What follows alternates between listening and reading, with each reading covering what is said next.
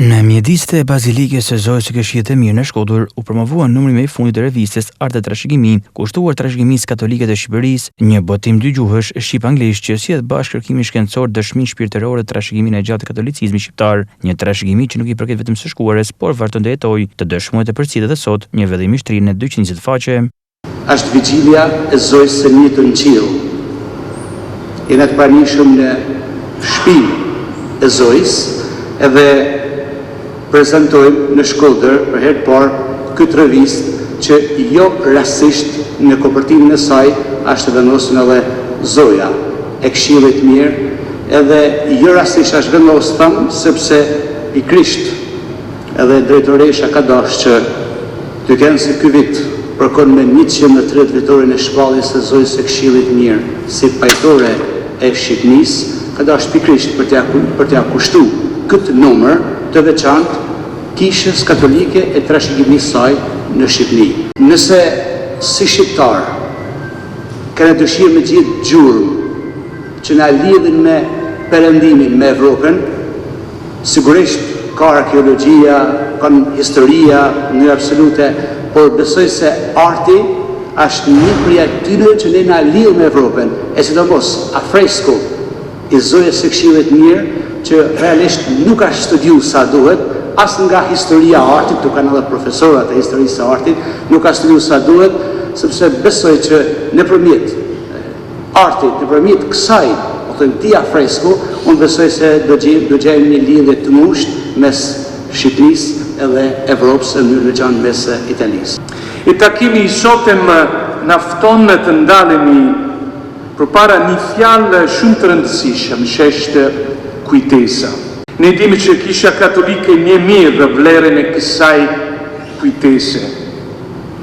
Historia e saj është shkruar jo vetëm në guret e kishave, në veprave e artit, apo në dokumentet e arkivave, por mbi të gjitha në jetën e njerëzve.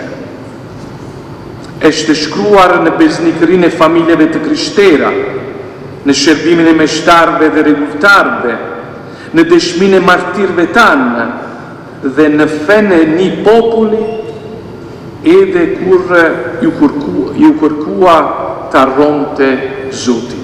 Ruajtja e trashëgimisë son katolike është edhe një përgjegjësi shpirtërore. Nuk jemi pronar të kësaj trashëgimi, jemi kujdestar të saj. Një popull pa kujtesë është një popull pa të ardhme, theksoi Imzot Arjan Dodoj. Është një gëzim i madh, me të vërtetë shumë i madh, që ky vëllim i artit e trashëgimi po prezantohet pikërisht këtu, në këtë shenjtore. Vëllim që dëshmon dhe dokumenton kontributin e gjerë të katolicizmit në fushën e artit, kulturës, përshpirtërisë dhe trashëgimisë historike, pikërisht veçanërisht këtu në këtë vend të bekuar, në vigjiljen e festës së Zojës së Ngritur në qiell. Siç u përmend, imazhi i Zojës është në coverin e këtij vëllimi, sepse në litanit lauretane e quajmë Porta Celis, ruajtësja dhe hapësja, ruan dhe garante e trashëgimisë së popullit tonë, ndonë se ndër shekuj kemi përjetuar edhe neve shumë herë kançëll kaltër.